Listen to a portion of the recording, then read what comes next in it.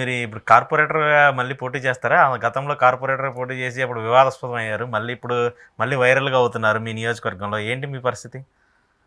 నేను 2004 టీఆర్ఎస్ పార్టీలో ఉన్నాను. ఉమ్, 2004లో నేను టీఆర్ఎస్ పార్టీ జరిగింది. 2009లో నేను కేసీఆర్ గారి ఆమరణ దీక్ష చేసినప్పుడు నేను కూడా ఆమరణ దీక్ష బీఎన్టీ చౌరస్తా చేయడం జరిగింది. నేను 6 రోజులు ఏం తినకుంటున్నా. ఉమ్, అప్పుడు నన్ను అప్పుడున్న సీఎం మన్మోహన్ గారు తీసుకొని అరెస్ట్ చేయడం జరిగింది. ఆ తర్వాత నేను దీక్ష వివరించినాను. నేను అప్పటి నుంచి యాక్టివ్గా ఉన్నాను. ఎలిమినా నియోజకవర్గం దాదాపు 13 ధూమ్ధాలు పెట్టాను నేను. కావున దాన్ని ప్రూఫ్స్ ఉన్నాయి. ఎలిమినా నియోజకవర్గంలో ఎక్కడ కూడా తెలంగాణ తల్లి విగ్రహం ఉండదు. నేను ఒక్కనే పెట్టిన తెలంగాణ తల్లి విగ్రహం. ఆ రోజు ఆంధ్ర బెల్ట్ అది. వనస్థలీపురం అంటే ఆంధ్ర బెల్ట్, చాలా డామినేట్ ఉన్న బెల్ట్. ఆ బెల్ట్ తెలంగాణ తల్లి విగ్రహం పెట్టాలని నాకు చాలా అవస్థలు. నా దగ్గర ఉన్న నా ఎమ్మడినప్పుడు ఒక సైన్యం లాగా ఒక పిల్ల కొంతమంది నాతో ఉన్న వాళ్ళు ధైర్యం చేసి మేము ఒక 60-70 మంది ఒక నైట్ లేబట్టి మేము తెలంగాణ విగ్రహం పెట్టడం జరిగింది. మా ఎలిమినార్ కాన్సిల్ ఎక్కడో తెలంగాణ విగ్రహం ఉండదు. ఆ రోజుగా నేను కష్టపడి కొట్లాడినా. 2014లో మా అదృష్టం బాగుండి కేసీఆర్ ఆధ్వర్యంలో తెలంగాణ రాష్ట్రం ఏర్పడ్డప్పుడు నేను ఆశపడ్డా. నేను బీఎన్ఎడ్ డివిజన్ ఏర్పడేటప్పుడు నేను బీఎన్ఎడ్ డివిజన్ నన్ను బీఎన్ఎడ్ నర్సింగ్ అనేది అప్పుడు నేను బీఎన్ఎడ్ డివిజన్ ఏర్పడేది కాబట్టి ఆశపడ్డా నేను. అది కొన్ని కారణాల వల్ల టికెట్ అనేది అప్పుడు వేరే వాళ్ళ వ్యక్తికి ఇవ్వడం జరిగింది. దాంతో మా నాయమున్న మా తమ్ముళ్ళు అనుకున్న కార్యకర్త మా తమ్ముళ్ళందరూ కలిసి చేద్దామన్నా అంటే మేము ఇండిపెండెంట్గా చేయడం జరిగింది. అందులో నేను దాదాపుగా థర్డ్ ప్లేస్ 5,000 ఓట్లు. First TRS party, second TDP, third నేనే ఉన్నా. బీజేపీ కాంగ్రెస్ నా తర్వాత నా దాదాపు 5,000 ఓట్లు వచ్చినప్పుడు నేను ప్రజలు ఏంటంటే వాస్తవం చెప్తున్నా కదా, పార్టీ నాకు 10,000 కాబట్టి ప్రజలే చూస్తున్నాను అనుకున్నా. ప్రజలే నాకు రక్షణ అనుకుని వెళ్ళినా, ప్రజలు నాకు రక్షణ కల్పించారు, ప్రజలు నాకు తోటి ఉన్నారు, ప్రజలు నాకు ఓట్లు వేసారు.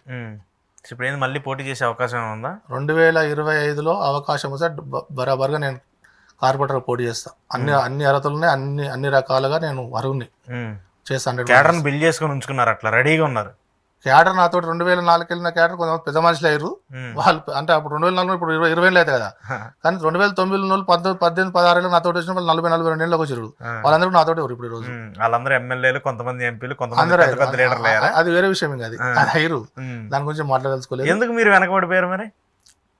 అంటే వాళ్ళలాగా రాజకీయాలు చేయలేకపోయారా? అంటే వాళ్ళకి రిజర్వేషన్ కాన్షియన్స్ లేకుండా నా కాన్షియన్స్ అనేది పెద్దది, చాలా పెద్దది. ఇక్కడ వాస్తవానికి ఆంధ్ర బెల్ట్ ఎక్కువ, ఆంధ్ర ఓటర్లు ఎక్కువ. టీఆర్ఎస్ పార్టీ ఏం భావించిందంటే ఈ నర్సింగ్ అనే పిల్లవాడు ఫస్ట్ వెళ్ళి ఉద్యమం చేసి వీడు ఏం సంపాదించుకోలేదు, ఇప్పుడున్న టికెట్ ఇస్తే ఆంధ్రలో ఓట్లు లేరేమో, అందుకని వీడికి ఎందుకు టికెట్ 2016లో భావించి వచ్చిన తర్వాత నేను అనుకుంటా నాకు వీళ్ళ టికెట్.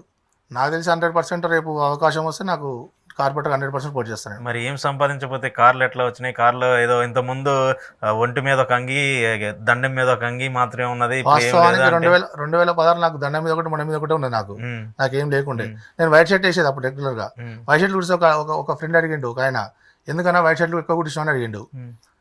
2 వైట్ షర్ట్ ఎందుకు కుట్టించామని అడిగిండు. నేను చెప్పిన రే పిచ్చోడే, కలర్ షర్ట్ వేసినా అనుకో, ఇలా బ్లాక్ వేసినావు నువ్వు, రేపు వద్ద బ్లాక్ వేస్తే మీ స్టూడియోలు అందరూ రేపు మళ్ళీ బ్లాక్ వేసుకొచ్చి ఒకటే షర్ట్ అనుకుంటారు. కలర్ షర్ట్ అని వైట్ షర్ట్ అని ఎన్నిసార్లు వేసినా కూడా ఉతుకొని ఒకసారి వేసినా కూడా వైట్ షర్ట్ ఎన్నో అనుకుంటారు. అట్లా ఆ భావంతో వైట్ షర్ట్లు కుట్టించుకున్నా. ఆ రోజు నా పైసలు, ఈ రోజు నా దాని ఆస్తులు ఏం లేవు. అందరూ ఏదో భావిస్తారు ఆస్తులని. ఆ కారు నా ఫ్రెండ్ దయానంద్ది, నా ఫ్రెండ్ దయానంద్ కారు అది. అంటే రాజకీయ నాయకులకి ఎప్పుడు మీద పేర్ల మీద ఆస్తులు ఉండవండి, వాళ్ళకి డ్రైవర్ల మీద, వాళ్ళ బినామీల నా పేరు మీద ఎలాంటి ఆస్తులు లేవన్నా. ఒక కారు కూడా నా పేరు మీద, నా మీద ఏడున్నా సరే నేను రెడీ. నా ఫ్రెండ్ కారు దయానంద్ అని నా ఫ్రెండ్ కార్ అది. అతను ఏమన్నంటే అన్న ఊకే ఏం తిరుగుతావు అక్కడిక్కడ, ఆ బండ్ల మీద తిరగకు, నాకే చదిపోతుంది, ఈ కార్లో తిరిగా కారు నాకు, అతని కారు నేను వాడుకుంటున్నా అంతే తప్పితే ఆ కారు నాది కాదు. ఎవరు వాడినా వాస్తవం అది. సో ఇప్పుడు ఏంటి, ఇప్పుడు ఓవరాల్ గా చూస్తుంటే కాంగ్రెస్ అసలు పీక్ లో ఉంది. ఇప్పుడున్న రాజకీయ కాంగ్రెస్ పీక్ లో సోషల్ మీడియాలో తప్పితే పబ్లిక్ లో లేదు.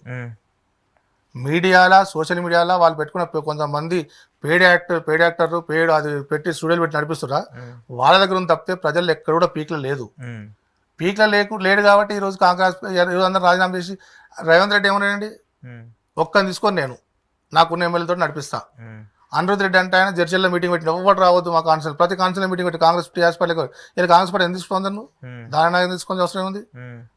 నిన్న కడెన్స్ గారిని పెట్టుకోవాల్సింది, కేకేని పట్టుకోవాల్సి వస్తుంది ఉంది, మేయర్ని పట్టుకోవాల్సి వస్తుంది, మాజీ మేయర్ బొంతురామని ఎందుకు పిలుచుకున్నావు వీళ్ళందరూ వెళ్ళినా ఓకే. కేకే గారు వెళ్ళిపోవడం అనేది ఇప్పుడు అసలు పార్టీకి చాలా, ఆయన బయటకు వచ్చి కూడా కుటుంబ నిర్ణయాల వల్లే పార్టీ నాశనం అయిపోయిందని కూడా మాట్లాడుతుంటారు.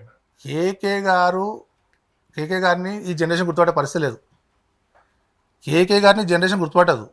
కేకే గారు పాతరం జనరేషన్. ఏదో కేసీఆర్ గారు పాతరం జనరేషన్ చెప్పి పక్కన కూర్చుంటే తప్పితే ఆయన పబ్లిక్ ఓట్లు ఇట్లా అంటే ఓటు పడలేదు ఆయనకు. ఆయన ఏ ఊళ్ళో పట్టించుకునే పరిస్థితి లేదు. ఆయన పడినంత మాత్రం పార్టీకి అయ్యేది లేదు. ఆ మేయర్ అనేది కేటీఆర్ గారు చదువు అది. ఆ రోజు కేటీఆర్ గారు ఇనిషియేటివ్ తీసుకొని మొత్తం తిరిగి ఆయన మేయర్ చేసి తప్పితే వీళ్ళు సొంతంగా అయిన వాళ్ళు